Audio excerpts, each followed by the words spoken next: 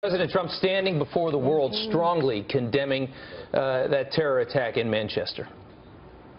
So many young, beautiful, innocent people living and enjoying their lives murdered by evil losers.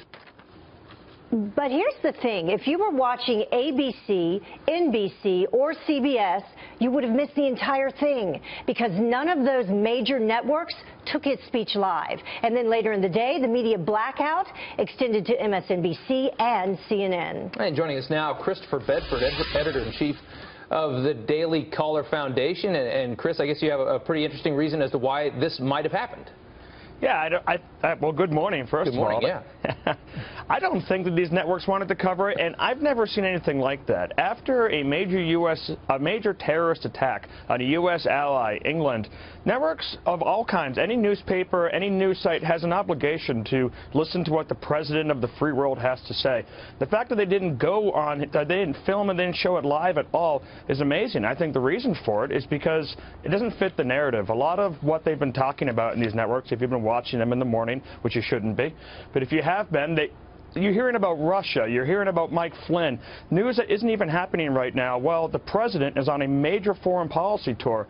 And then even once CNN and MSNBC saw that they weren't going to be able to get any good punches in, they decided that it wasn't worthwhile to their viewers to carry the second half of Donald Trump's comments. And that's just, that is dereliction of duty for any kind of member of the media. Yeah, it really is. They've gone from reporting fake news to now not reporting actual news at all. And that's a disservice for their viewers.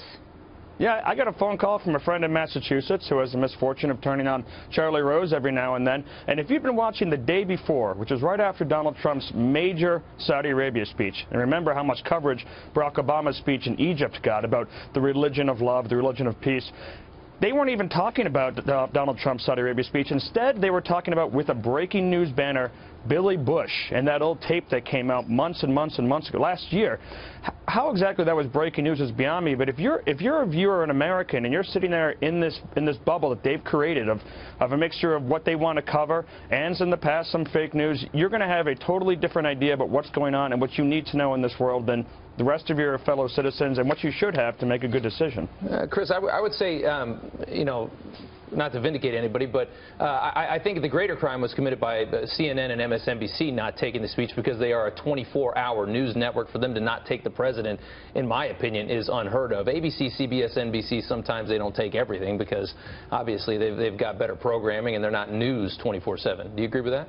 Yeah, they're not news. They're a little bit softer side, and there's kind of the wake up early and just slowly ease into the day with nice interviews.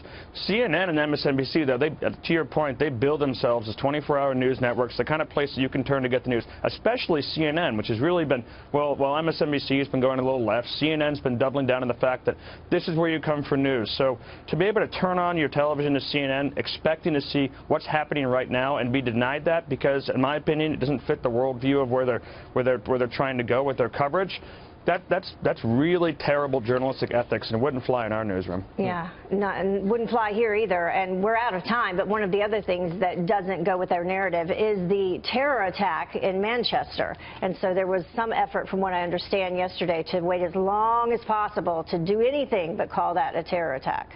So, Chris, thanks so much.